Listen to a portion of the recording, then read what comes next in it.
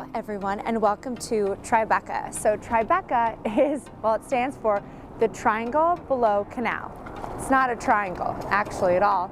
It goes from Canal Street, cuts over at Broadway, and then it originally goes to Chambers all the way over to the West Side Highway and back up to Canal, except because of how popular it became in about 2010, some builders and developers started to get it to pull south a little. You know, Warren, Barclay, 100 Barclay, don't worry, I love you as a building, but you know, the boundaries have been moved. Anyways, Tribeca is known for a lot of things, and one of the things is known for its amazing celebrities that live here. For instance, you know, you should actually look into Strauss-Kahn behind me and who bought his pad, and quite frankly, half of that building, and I think a lot of the block in general. She's pretty famous, Miss Taylor Swift. So, another thing though is these beautiful cobblestone streets. You don't get that everywhere. You do get it here. You also get a lot more sky than other areas. I like to think that people who love Soho, who don't love tourists, come to Tribeca. It's going to be about the same price point, maybe even a little bit higher. Back in the 1900s, it started out as farmland, and then it actually became very popular for like the textile business, which is also part of why, you know, these buildings were built lower. You get a lot more sky here. It's quite fascinating. And I also love it because you get to, from the street, see a lot of the water towers on top of buildings. You just don't get that everywhere. In the middle of the city, you know, you get the concrete jungle, but here you get like the neighborhood, and you see it in the people. Right? I've worked with clients who literally are in one building, buy like 2 doors down if they can't buy in their own building because they need more space. It's just the way Tribeca works. It's a beautiful neighborhood. You should definitely come check it out.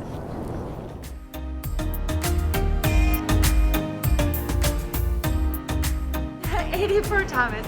It was actually built in 1880. It's a super old building. As you can tell, it's only 5 stories, and it is single floor through lofts. So it's a fabulous building. It has all of this old character that you're going to see when you get inside, and it started out as a manufacturing building. So there used to be a lot more columns in there because they had such heavy loads, right, in there, manufacturing away. But they've taken a lot of them out, and what's left are these beautiful cast iron columns in the middle of all of these floors. And what I love about this, and why this is so quintessential Tribeca, is walking down the street, you would be like, oh, nothing, right? You think nothing, right? And next thing you know, you're walking past, you know, fabulous celebrities' homes. We'll get into more of that later, though. Enjoy. Let's go inside.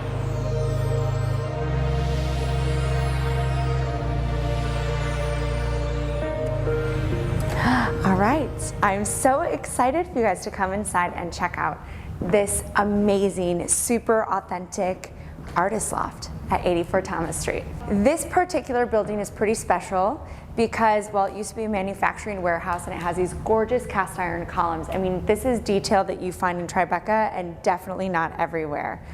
But this is also a wider building than most. It's 32 wide. So the interior square footage of this top floor is just about 2,800 square feet. And you'll see it is just massive. I mean, you could run a race in this apartment. It's fantastic. And also, because it was an artist loft, you can tell that there's so much room for creativity in this space. You have white walls, there was a lot of art hanging here. You can really create whatever you want. I know some people that have had this space in the past even put in like a second story, right, lofted, so you could be upstairs, downstairs, etc. But really, this is just about the space. It's about these beautiful cast iron columns and these amazing high ceilings and what you can create here.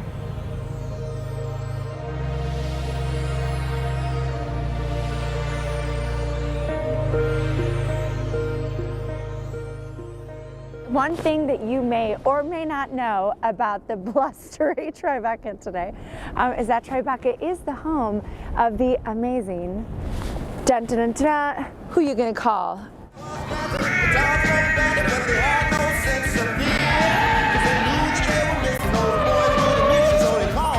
Ghostbusters.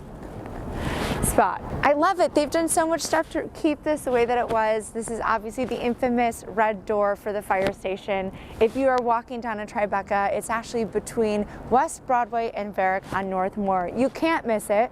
They've covered it, literally covered it with Ghostbusters items, and it's such a cute little spot to sit and watch. And I have to say, as we were walking here, there was a kid, he couldn't have been older than like 5, was like, the Ghostbusters. So what an amazing movie that has withstood the test of time, because little kids still know it.